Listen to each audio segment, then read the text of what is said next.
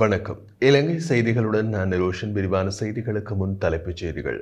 3 நாள் உத்தியோகபூர்வ விஜயத்தை மேற்கொண்டு இந்திய பிரதமர் நரேந்திர மோடி இன்று மாலை இலங்கை விஜயம். மானிய விலையில் வழங்கப்பட இருந்த உணவு பொதி திட்டத்தை தற்காலிகமாக இடைநிறுத்துமாறு தேர்தல்கள் ஆணைக்குழு அரசாங்கத்திற்கு அறிவுரை.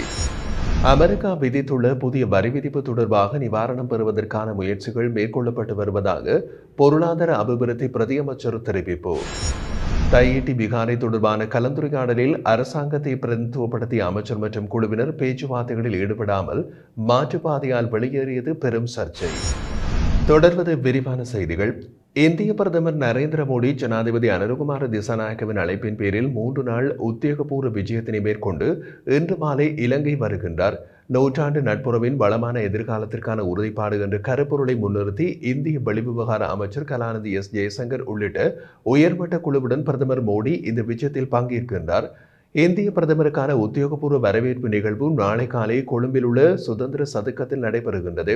இலங்கை ஜனாதிபதி அனுரகுமார திசாநாயக்கவுடன் பிரதமர் மோடி இருதரப்பு பேச்சுவார்த்தைகளில் ஈடுபட உள்ளதோடு இருநாட்டு பிரதிநிதிகளின் சந்திப்பில் பங்கேற்கவும் திட்டமிடப்பட்டுள்ளது. இந்த சந்திப்பின் போது எரிசக்தி, டிஜிட்டல் மயமாக்கல், பாதுகாப்பு மற்றும் சுகாதாரம் உள்ளிட்ட துறைகளில் புரிந்துணர்வு ஒப்பந்தங்கள் பரிமாறிக்கொள்ளப்படும். அதனுடன் இந்தியாவுடனான கடன் மறுசீரமைப்பு தொடர்பான ஒப்பந்தங்களும் கையெழுத்தாகும். இந்திய ஒத்துழைப்பில் அமைய உள்ள முக்கியமான திட்டங்களாக சம்பூர் சூரிய மின்திறன் நிலைய திட்டம் ஆரம்பம், 5000 மெட்ரிக் டன் கொள்வனவு கொண்ட தம்புள்ள குளிர்பதன களஞ்சிய வளாகத்தின் நிர்மாணம், 5000 மதத்தலங்களில் சூரிய மின்வலைகளை நிறுவும் திட்டம் போன்றவற்றினை பிரதமர் ஆன்லைன் வாயிலாக தொடங்கி வைக்க உள்ளார். இதனைத் தொடர்ந்து பிரதமர் அருணாதபுரம் ஸ்ரீ மகாபோதிக்கு வழிபாடு செய்ய உள்ளதுடன் இந்திய அரசாங்கத்தின் உதவியோடு அமைக்கப்பட்ட மகவ அனுராதபுரம் ரயில் சமிக்ஞை அமைப்பு மற்றும் புதுப்பிக்கப்பட்ட ரயில் பாதையையும் திறந்து வைக்க உள்ளார். தொடர்ந்து ஏப்ரல் 6ஆம் தேதி பிற்பகலில் தனது உத்தியோகபூர்வ விஜயத்தை முடித்துக் கொண்டு பிரதமர் மோடி இந்தியாவிற்கு திரும்ப பயணிக்க உள்ளதாக தெரிவிக்கப்பட்டுள்ளது. உள்ளூராட்சி மன்ற தேர்தலுக்காக தாக்கல் செய்யப்பட்ட பின்னர் நிராகரிக்கப்பட்ட வேட்புமனுக்கள் தொடர்பான நீதிமன்ற தீர்ப்பு இன்று வெளியாகின்றது. குறித்த வேட்புமனுக்கள் பிறப்புச் சான்றிதழின் மூலப்பிரதி இணைத்தல், சத்திய கடிதம் மற்றும் பிறப்புச் சான்றிதழின் நகல் தொடர்பான பிரச்சினைகள் காரணமாக நிராகரிக்கப்பட்டது. இந்த நிலையில் இவை தொடர்பாக தாக்கல் செய்யப்பட்ட வழக்கு நேற்று வழக்கு விசாரணைக்கு எடுத்துக் கொள்ளப்பட்ட போது வேட்புமனுக்கள் தொடர்பான தீர்ப்பை மேன்முறையீட்டு நீதிமன்றம் இன்று அறிவிக்கின்றது. மேலும் நிராகரிக்கப்பட்ட வேட்புமனுக்கள் தொடர்பான வழக்குகளுக்கான நீதிமன்ற விசாரணைகள் காரணமாக உள்ளூராட்சி மன்றங்களின் தேர்தல் நடவடிக்கைகள் தற்காலிகமாக இடைநிறுத்தப்பட்டுள்ளது. அதே நேரம் இந்த நிறுவன தகராறின் வழியிலும் வேட்புமனுக்கள் நிராகரிக்கப்பட்டவர்களால் உயர்நீதிமன்றத்தில் வழக்கு தாக்கல் செய்யப்பட்டுள்ள நிலையில் அந்த வழக்குக்கான தீர்ப்பும் இன்று வெளியிடப்படும் என்று எதிர்பார்க்கப்படுகிறது. தமிழ் சிங்கள புத்தாண்டை முன்னிட்டு மானிய விலையில் வழங்கப்பட இருந்த உணவு பொதி திட்டத்தை தற்காலிகமாக இடைநிறுத்துமாறு தேர்தல்கள் ஆணைக்குழு அரசாங்கத்திற்கு அறிவுரை வழங்கியுள்ளது. இந்த அறிவுறுத்தலின்படி உள்ளூராட்சி தேர்தலுக்கு பிறகுதான் இந்த உணவுப் பொதிகள் விநியோகிக்கப்பட வேண்டும் என்று ஜனாதிபதியின் செயலாளர் மற்றும் வர்த்தக உணவு பாதுகாப்பு மற்றும் கூட்டுறவு அபிவிருத்தி அமைச்சின் செயலாளருக்கு எழுத்து மூலம் தெரிவிக்கப்பட்டுள்ளது. 2024ஆம் ஆண்டுக்கான வரவு செலவு திட்டத்தின் கீழ் 12,753 புதிய விண்ணப்பதாரர்கள் நன்மை கோரி விண்ணப்பித்திருந்த நிலையில் அவர்களில் தகுதியானவர்களுக்கு இந்த மானிய உணவுப் பொதிகள் வழங்க திட்டமிடப்பட்டது. அதன்படி 5000 ரூபாய் பெறுமதியான அத்தியாவசிய பொருட்கள் மானிய விலையில் 2500 ரூபாவுக்கு வழங்கப்பட இருந்தது. ஏப்ரல் 1 முதல் 13ஆம் தேதி வரை லங்கா சதோச மற்றும் கூட்டுறவு விற்பனை நிலையங்களினூடாக இந்த பருவகால உணவுப் பொதிகளை விநியோகிக்கவும் அமைச்சரவை சம்மதித்திருந்தது. இந்த நிலையில் தேர்தல்கள் ஆணைக்குழுவின் அறிவிப்பை தொடர்ந்து இந்த திட்டம் தற்காலிகமாக இடைநிறுத்தப்பட்டுள்ளது.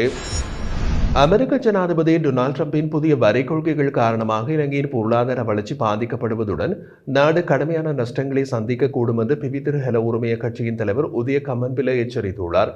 கட்சியின் தலைமையகத்தில் நேற்று நடைபெற்ற செய்தியாளர் சந்திப்பில் அவர் இதனை தெரிவித்திருந்தார். அமெரிக்காவுக்கு ஏற்றுமதி செய்யப்படும் முக்கியமான இலங்கை பொருட்களான ஆடை, தேயிலை, தேங்காய் மற்றும் லவங்கப்பட்டையின் விலை சுமார் 44% வரை உயரக்கூடும் அபாயம் இருப்பதாகவும் குறிப்பிட்டார்.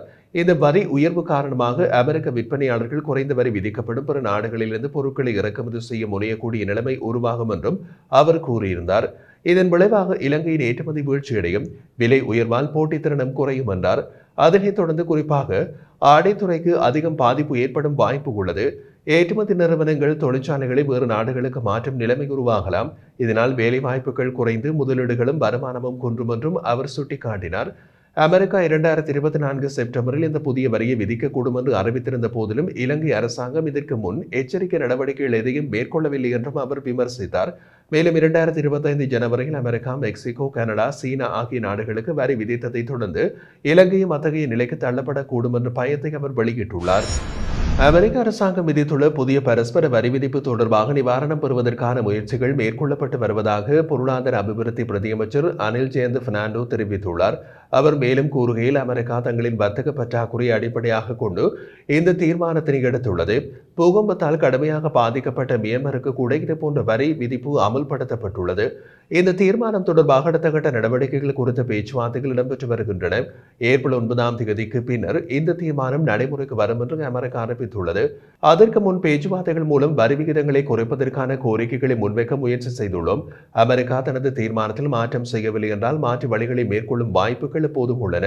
GSP பிளஸ் வரிச்சலுகை வழியாக விசேட சலுகைகள் குறித்து பேச்சுவார்த்தைகளை முன்னெடுக்கலாம். அதேவேளை எமது வரி கொள்கைகளை சீரமைத்து மேலும் பேச்சுவார்த்தைகளில் ஈடுபடவும் தயாராக இருக்கிறோம் என்று தெரிவித்தார். தையிட்டி திஸ்ஸவிகாரை விடுவிப்பு தொடர்பான முக்கிய கலந்துரையாடலின் போது அரசாங்கத்தை பிரதிநிதித்துவப்படுத்திய நீதியமைச்சர் ஹர்ஷன நாணயக்கார மற்றும் அவரது குழுவினர் தீர்வுக்கான அர்த்தமுள்ள பேச்சுவார்த்தைகளில் ஈடுபடாமல் ஊடகங்களை தவிர்த்து மாற்றுப்பாதையை பயன்படுத்தி அந்த இடத்தை விட்டு வெளியேறிய நிகழ்வு தற்போது பெரும் சர்ச்சையினை ஏற்படுத்தியுள்ளது. தேசிய ஐக்கியத்திற்கும் நல்லிணக்கத்திற்குமான அலுவலகத்தின் ஏற்பாட்டில் பொதுமக்களின் காணிக்குள் அத்துமுறை கட்டப்பட்ட தையிட்டி திஸ்ஸவிகாரையை விடுவிக்க கோரி நாகவிகாரையில் இந்த கலந்துரையாடல் இடம்பெற்றது.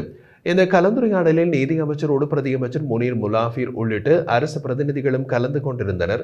அவர்களில் தேசிய ஐக்கியம் மற்றும் நல்லிணக்க அலுவலகத்தின் அதிகாரிகள், யாழ் மாவட்ட சர்வமத பேரவை உறுப்பினர்கள், காணி உரிமையாளர்கள், சமூக செயற்பாட்டாளர்கள் என்று பலரும் கலந்து கொண்டிருந்தார்கள்.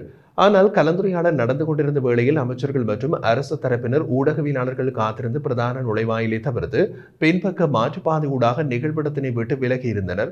இந்த நிகழ்வில் அமைச்சர் மற்றும் பிரதியமைச்சர் பேசும்போது விவகாரத்திற்கு சமாதானமான தீர்வை முன்வைக்க தாமும் விருப்பமுள்ளதாக தெரிவித்தாலும் தேர்தல் காலத்தில் இவ்வாறான கலந்துரையாடல்களில் ஈடுபடுவது சரியானதல்ல என்ற காரணத்தை முன்வைத்து அவர்கள் விலகியிருப்பது கலந்துரையாடலில் பங்கேற்றவர்களின் மனவருத்தத்திற்கு காரணமாகியுள்ளது.